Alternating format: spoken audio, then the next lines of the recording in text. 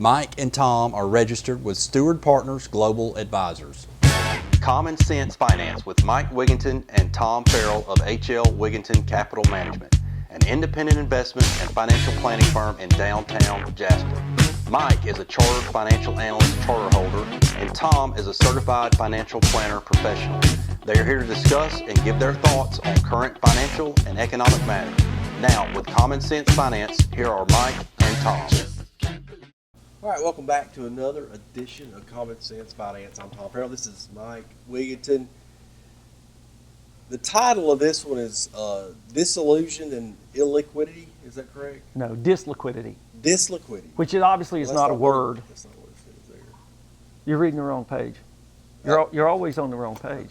My bad. I don't know if you noticed that. But we see a lot of articles that where somebody says, "Well, I put money with this advisor, this happened or that happened, and it didn't work out like I thought, or we had a bad experience," and this is one of them that Mike came across.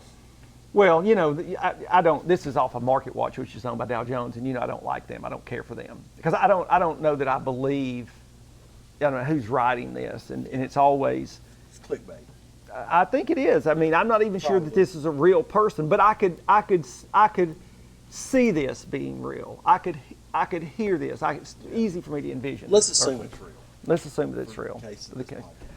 But obviously, disliquidity is not a word. The real word term is illiquidity. Okay, and liquidity is cash or cash-like. And so, if you're liquid, you've got cash. If an investment's liquid, it's easily turned into cash, like owning a share of. You pick whatever you want. Compliance, Walmart, you get ETF. You can sell it with a keystroke. And today, what do we have? T+1. So tomorrow, the cash will be waiting for you in your account. So it's easily turned into cash. So that's for those of you that don't get into any terms that, even though we might think that's common. So that's what liquidity is all about. And I will also say, and we'll say it again, liquidity is one of those things that you may not know about it until you need it. Yeah. And then you've got to have it, and you learn in a hurry what liquidity is, okay, and what it ain't. All right. So anyway, points of the article. This fictitious anonymous client is complaining because an advisor put in their portfolio, and doesn't say how big the portfolio is or how much they put into real estate investment trust, REITs, okay, REITs, real estate investment trust. And now their portfolio is down $150,000. And he put some of the money in non-traded REITs, meaning not publicly traded, like you'd buy Apple or Walmart or whatever, publicly traded. So they're private REITs, and the advisor got a 10% commission on it, and this has created a lot of stress and heartache in his life, and he's wondering what he should do, and he's complained to FINRA, and FINRA said, hey, the statute of limitations, which is 6 years, by the way, the statute of limitations is up. Okay, so that's the points of the article. All right. 10% commission on non-traded REITs. And I'd say that, yeah, on the non-traded REITs. Okay. I mean, those commissions are. That's not even close. I would, in the real publicly traded world. Right. But in the non-traded world, you've got these entities that are out there that need a sales force to go say, okay, because we own these apartment buildings, and I want you to own shares in and so how do we get you on board to do this? And it's anyway, so they're usually smaller vehicles than publicly traded ones usually, and anyway, yeah, they pay up for those. Okay. All right. So here's the deal. Also, by the way, you might have something to chime in about this. The anonymous client, / investor, states that this was his pre-retirement advisor. What does that mean? I thought you were going to tell me. Oh, I don't know. As opposed to your retirement advisor? Yeah, or your estate advisor? Right. I don't know what that means. Again, your accumulation advisor and your decumulation advisor. Yes. Psychological advisor. All right. So we don't know things like I said to begin with, what percentage of his portfolio was in REITs, how big is your portfolio. And so you're always, with Market Watch, you're always missing out on that data. But forget about that. Here's where I want to turn our attention to, okay? So we're told, as a matter of fact, in this article, we'll put the source. We're talking about? Not yet. I'm coming to the twist, baby. But just stay with me. You in America, stay with me. Okay? We're told, as a matter of fact, that statute of limitations, which is 6 years with FINRA, is up. All right? Now, this article was written in June. Now, I don't know when the conversation has place. Right. Takes place June of this year. So it's been at least 6 years that he owned this. All right? So I could just about fill in at least some of the blanks. Now, I'm not saying this is factual. I'm just saying stay with me. See if you haven't heard this before. You go back 6 years ago, 2018, 2017, 7 years ago, 8 years ago, what sort of interest rate environment were you in? Dang near zero and going down. Yeah. Remember the whole history with negative interest rates?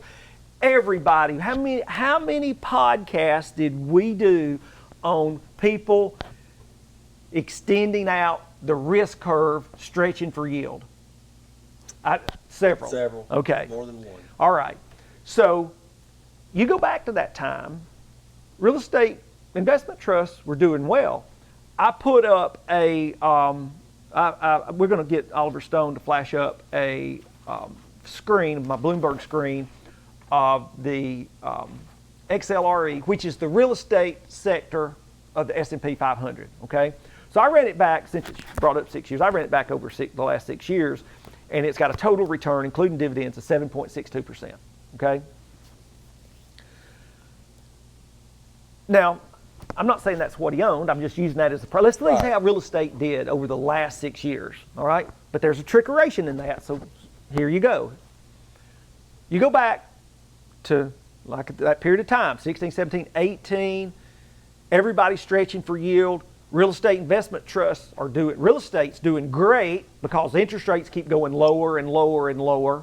The yields, the dividend yields is what I'm talking about. So your quarterly payments that you're getting, and look, I'm not saying any advisor, and we've talked about being a low bar, I'm not defending anybody, man, because there's plenty of people, probably most people I object to, you know. I'm just saying. That's true. So I'm not defending anybody. But it would be easy to see how, you know, certain clients, I got to have more. Where are we going to get this rate? You know, it's like an annuity podcast you did one time that says, oh, let's do that 5.9% fixed annuity when the going rate was 4 or 4.5, and they never stopped to say, okay. But real estate was having a great time then, okay? Good real estate. Then two things happened, okay? You had COVID, where they sent everybody home, which is well, office space. It's cratering office space, but the real heartache for real estate started in 2022 when interest rate cycle changed and interest rates started going up. Now you've got a real estate crisis, all right, where these buildings aren't as valuable as they once were, and real estate is going through a bad spell, all right? Now, no question about it that if the guy had an advisor worth his salt, he would have cautioned him against. Well, don't put too much there. We can get some there. But where I'm turning my attention to, and it may not be the case with this article, we don't know, so I'm not stating that it is. Now I'm kind of pointing my finger at you, America. I'm pointing my finger at you. A big part of America. Listen to where I'm saying. Because the point I'm making is stretching for yield. That was happening. We talked about it every day. No, we're not doing that. No, I'm not doing that. No, I'm not. And people don't like what you tell them. It's like, well, you know, that's too bad. You know, and trying to invest money prudently, because true investments are with a prudent approach. And so lots of folks, this is just one episode where they loaded up long-term bonds. People loading up on longer-term bonds, stretching for. What about the guy that called? I think I brought this up before. Long-term bonds, when interest rates go up, they got hammered.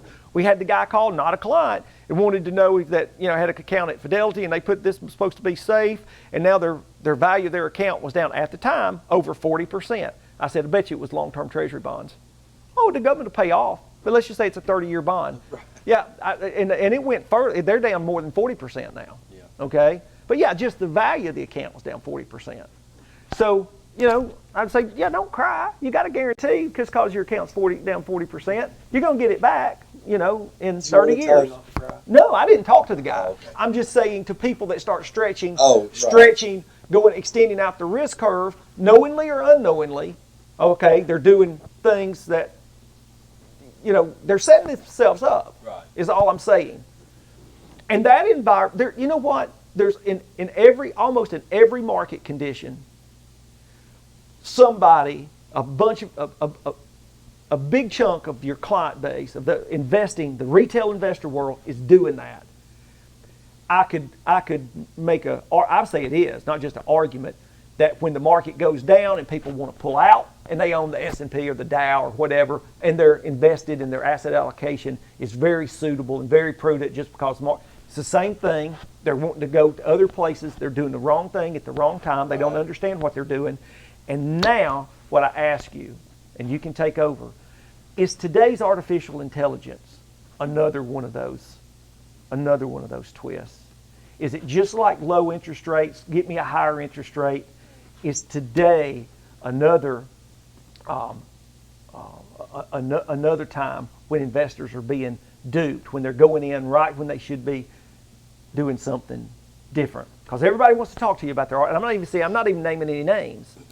They want to talk. The first thing they want to do is start talking to you about their artificial intelligence holdings. Yeah. You understand what I'm saying? Yeah. Or how much artificial intelligence are we exposed to? We need more. We need, yeah. Mm-hmm.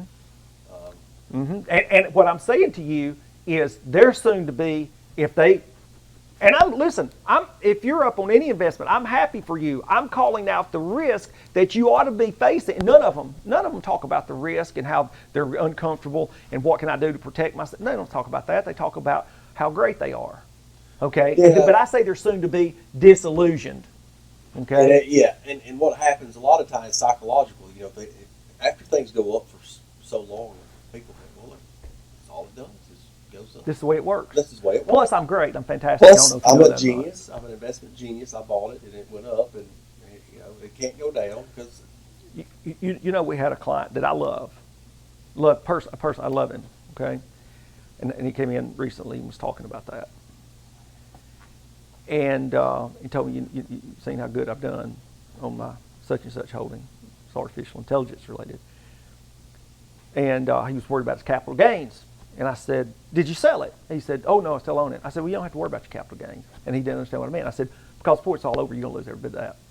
So don't worry about it. You'll lose every bit. Because they don't understand how the retracement. If you don't know what that means, good. Don't even go look it up, okay? But that's going to happen to you. Disillusioned, and you're going to be disliquefied. You understand where I'm coming from? Yes. I'm just saying, I think that's a perfect example. Then there's going to be there are going to be people out there, part of America, that's going to be just like this person in this article that's going to be screaming to Market Watch, talking about dirty little secrets. They didn't tell me that artificial intelligence was going to go down 90%, and now I've lost all the money that I was giving with to my baby. I'm just saying. So anyhow, low interest rates, crazy. How long is that going to go on? How long like zero in the textbooks? You can't have a zero interest. We showed those people. We showed those crazy practitioners for hundreds of years that wrote you don't have a 0% interest rate. We gave them a negative interest rate. Mm-hmm. All right, and then the next thing you know, Market Watch has got him screaming. That's how I see that with the limited information I have, right. And the things is coming right back around. Yeah, no, that happens. Very common. Okay. That it? You have anything else? Nope, that's it. Is that your last word? That's all I got. We'll see you next time. Controversy. You get high.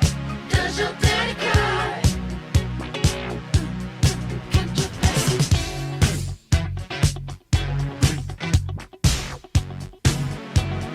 Controversy. Controversy.